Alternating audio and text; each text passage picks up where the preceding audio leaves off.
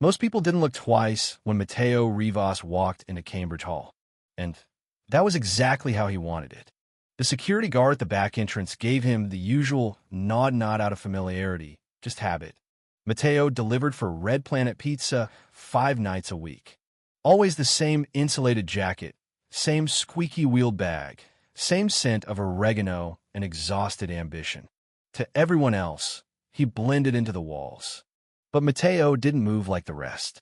His steps were deliberate. His eyes flicked over door numbers without tilting his head, calculating paces in silence like he was solving something only he could see. In his pocket, folded precisely 4 times, was a sheet of graph paper. Not a note, not a resume, just a math problem. His own private declaration to a world that never left a door open. Room 2.21, Mathematics Department. He paused outside the door, hand lifted to knock, but stopped. Voices. A seminar or lecture was already underway. He double-checked the order, slipped 2 meat lovers, 1 vegan special. The name listed, Dr. Isaac Merritt. Matteo recognized it. Not from social media or celebrity podcasts, but from the buried corners of mathematical forums where the night never ended, and every post was an argument for possibility. Dr. Isaac Merritt, theoretical math chair at East Bridge University, known for his reclusive genius and pizza habit during research crunches. Matteo nudged the door open. Heads turned. Inside, the whiteboards looked like war zones dense with equations, corrections, swirls of chalk dust hanging in the air like smoke. Merritt stood near the center, arms folded, staring at a nested expression like it owed him money. He turned slowly toward the doorway. Pizza, Matteo offered. The tension dissolved. Someone snickered. Merritt sighed. Over there, he said without looking. Matteo stepped inside. 10 seconds. That's all he needed. He placed the boxes on the side table.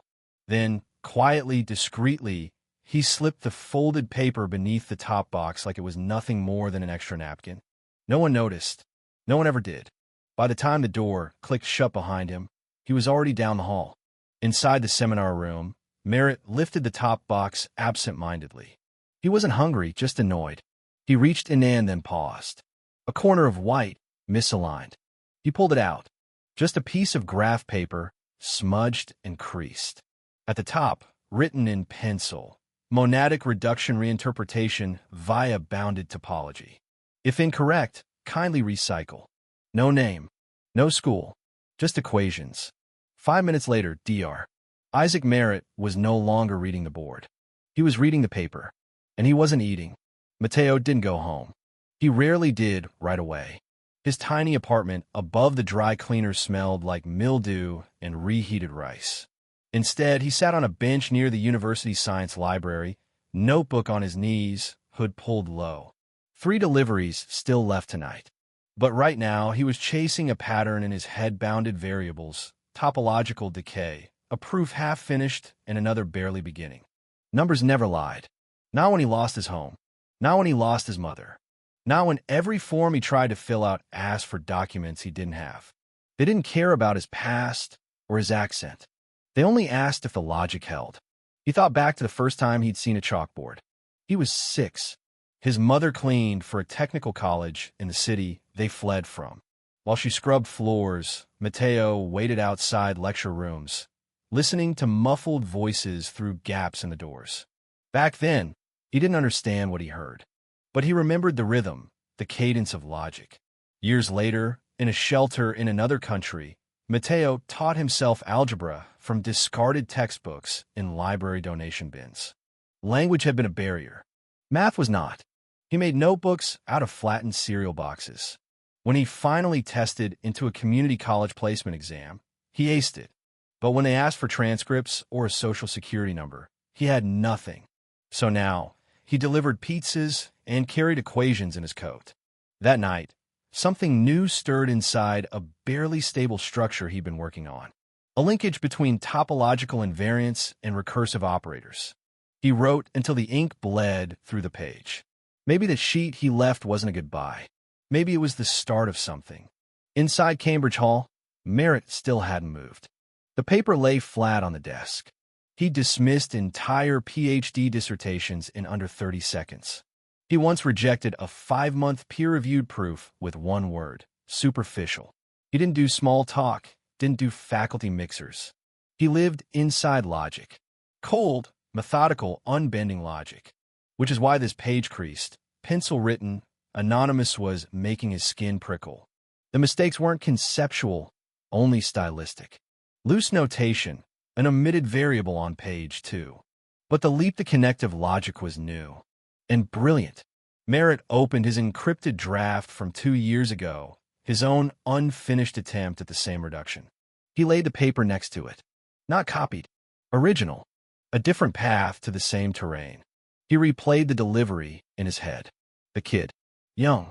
Latino, maybe. Quiet. Wore a red jacket. Definitely not a student here. He would have known. Who leaves something like this under pizza? Merritt opened his drawer and pulled out the receipt. Red Planet Pizza. He grabbed his coat. Matteo was in the alley behind the pizzeria, sketching a variable chain on a napkin. The back door swung open. Rivas, Tony called, you got company. Matteo blinked as Merritt stepped into the light. You delivered to Cambridge tonight? Matteo nodded slowly. Yeah. You left the tip in cash. Merritt ignored the joke. He pulled the sheet from his coat. This yours. Matteo looked at the napkin in his hand, then the paper, then Merritt. Maybe. I'm not here to make trouble, Merritt said. Where did you learn this? Matteo shrugged. I didn't. It just made sense. That's not luck. That's structure. That's deep logic. I read a lot. I remember patterns. Merritt studied him for a moment. Come to my office tomorrow. 10 sharp. Bring everything else you've written. I'm not enrolled anywhere.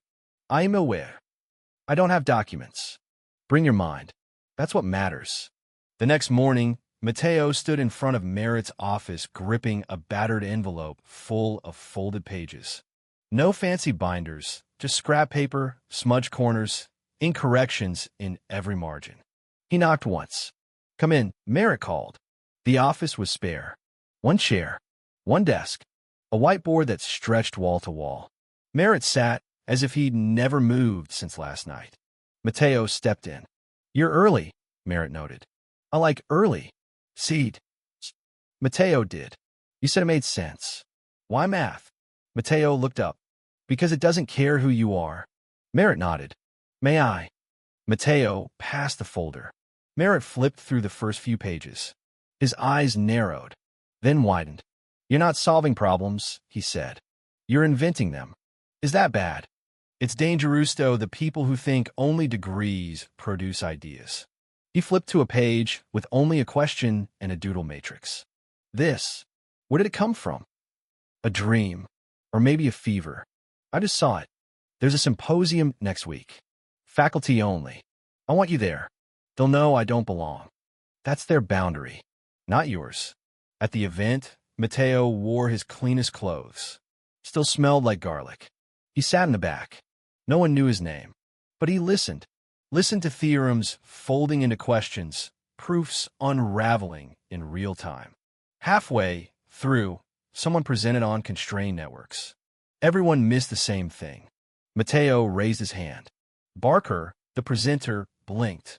Yes.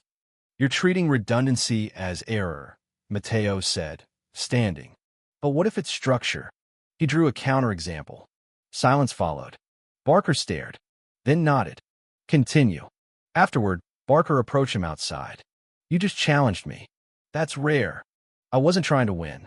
I just couldn't unsee it. She handed him a folded card. Next time, bring this. It was an invitation to the closed-door colloquium. Matteo showed up. Quiet. Took a seat at the edge. The prompt. Is elegance in proof a distraction or a necessity? He didn't speak for 30 minutes. But then he did. You're chasing elegance like it's a suit. What if it's just what truth looks like when you stop lying? He circled diagrams. Simplified constraints. Showed symmetry. Barker walked to the board, added a line beneath his work. You're right. Later, Merritt handed Matteo a manuscript draft. We're co-authoring this. Annotated. I'm not qualified. You see through noise. That's all that matters. One night, Matteo found an error. not in logis and omission. A missing variable. He brought it to Merritt and Barker the next morning. They were arguing. I simplified for clarity, Merritt defended. You lost integrity, Barker shot back. Mateo interrupted gently. You skipped the shift vector. They looked, then agreed. He was right. And when they finished rewriting it, the dean came. Who made the change? She asked. Mateo answered. The problem did. Are you ready to be credited? She asked. He looked at the board. Yes. The journal came out a week later. His name Mateo Rivas in print. The emails followed. Offers. Fellowships. Conferences. Everyone wanted the boy who walked in from the side door. Merritt warned him. You've gone from solving equations to becoming one. I didn't want the noise. Then define yourself before they do. Mateo disappeared for 2 days. Hid in the library. Scribbled new problems no one clapped for. When Merritt found him, he said, Your name is a tool, not a purpose. That spring, Mateo started something new. In the basement room of Cambridge Hall, B14, he opened the doors every Friday night at 10. No faculty. Novedades. One rule. Bring a problem no one cares about. He called it the quiet session. Week 1, 3 students. Week 4, packed room. No one led. Everyone learned. One night, a shy boy asked to present. Only if you bring your mistakes, Mateo said. Why? Because mistakes are how we breathe. Years passed. Chapters of the quiet session appeared across the world. No lobos. No branding. Just doors left unlocked and chalk on the board. Mateo returned to Eastbridge once a year. Not to speak, just to listen. In room B14, he'd sit in the back. Sometimes, no one recognized him. That was exactly how he liked it. Because in that silence, the kind before understanding, before applause, before anyone even knew what the question was, found peace. And in that peace, the clearest proof of all,